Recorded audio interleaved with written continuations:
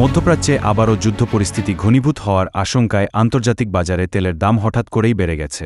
ইরানকে ঘিরে ইসরায়েল ও যুক্তরাষ্ট্রের কঠোর অবস্থানের কারণে জ্বালানি সরবরাহে নতুন সংকটের শঙ্কা তৈরি হয়েছে। এই উত্তেজনার জেরে আন্তর্জাতিক বাজারে অপরিশোধিত জ্বালানি তেলের দাম দ্রুত বেড়েছে। সোমবার ১১ মে জুন ডেলিভারির জন্য মার্কিন অপরিশোধিত তেলের দাম বেড়ে ব্যারেল প্রতি পৌঁছেছে $95.42, আর ব্রেন্ট ক্রুডের দাম দাঁড়িয়েছে $104.49।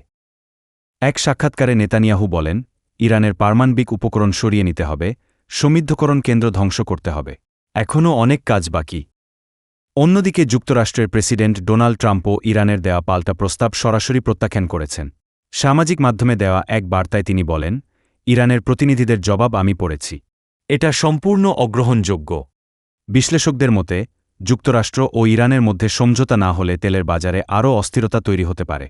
বিশেষ করে হরমুজ প্রণালী ঘিরে অনিশ্চয়তা পরিস্থিতিকে আরও জটিল করে তুলছে। বিশ্ববাজার বিশ্লেষকরা বলছেন, ইরান যদি হরমুজ প্রণালীর ওপর নিয়ন্ত্রণ আরও কঠোর করে, তাহলে বৈশ্বিক জ্বালানি সরবরাহ বড় ধাক্কায় পড়তে পারে। এতে তেলের দাম আরও বাড়ার আশঙ্কা রয়েছে।